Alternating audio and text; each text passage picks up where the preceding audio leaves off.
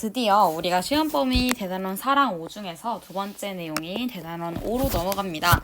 여기 단원명을 다시 보시면 알겠지만 제목이 뭡니까? 조선 후기의 정치 변동이라는 건 이번 중단원 제목이고, 조선 사회 전체의 변동 상황에 대해 다루고 있는 게 이 대단원 5예요.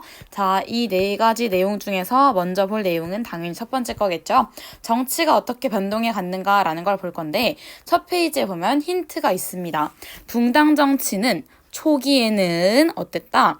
상대 당의 정책을 비판하고 견제하면서, 이거 둘 다 좋은 말이에요. 정치라는 데 있어서 서로 비판하고 견제하지 않는다면 한 명이 독재할 거 아닙니까? 이걸 견제했다라는 말입니다. 그러니까 좋은 상황. 근데 점차 붕당 간의 경쟁이 치열해지면서 당의 이익만을 앞세우며 극심하게 대립하였다.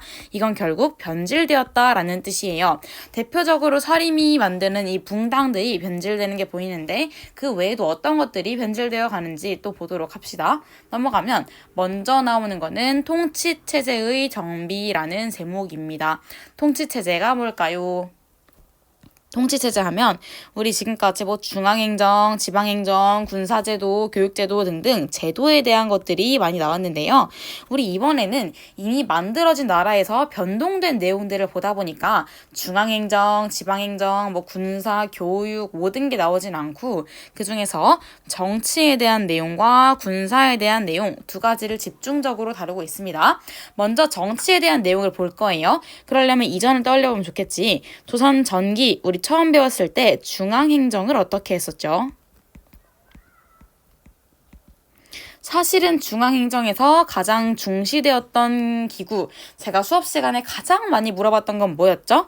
바로 언론기관, 언관인 동시에 3, 4인 동시에 언론 기능을 했던 그거 뭐였어?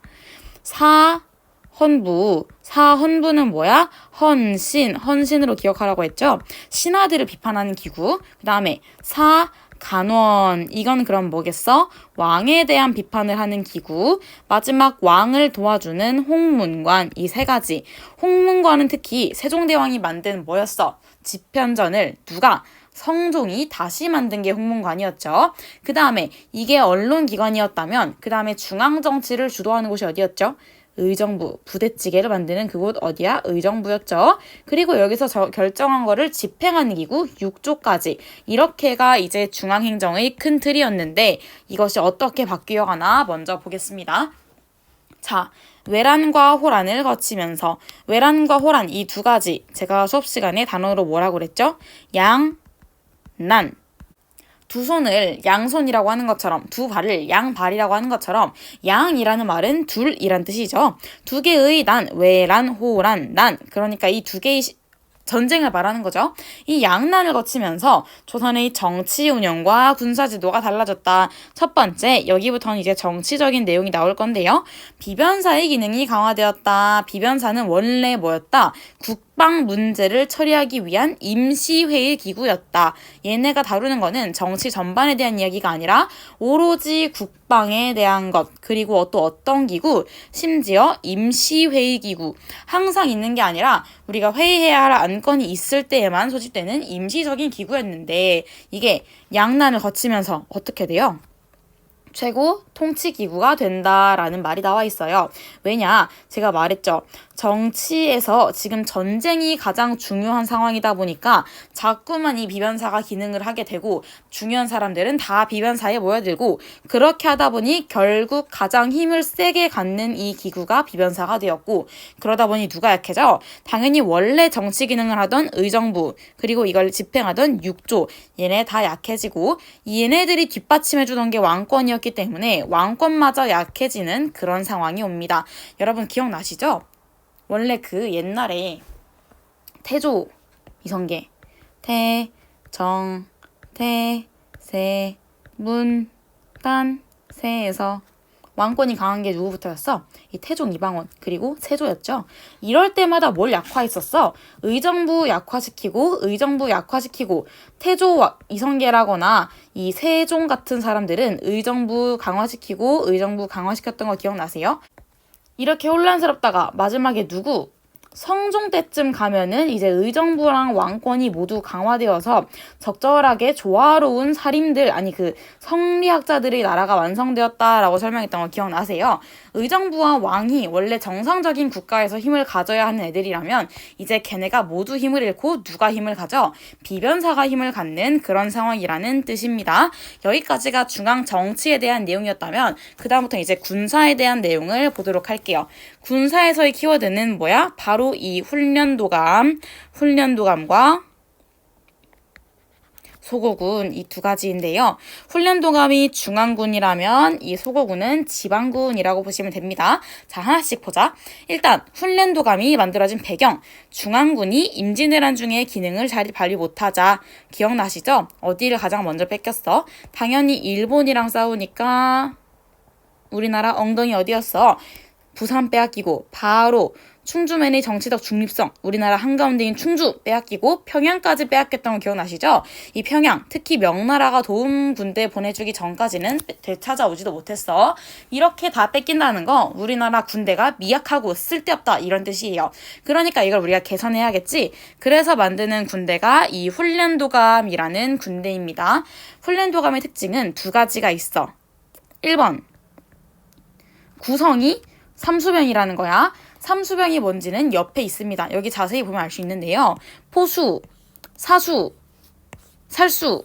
자, 봐봐. 한 놈들은 총을 쏘고, 한 놈들은 활을 쏘고, 한 놈들은 근거리 무기잖아.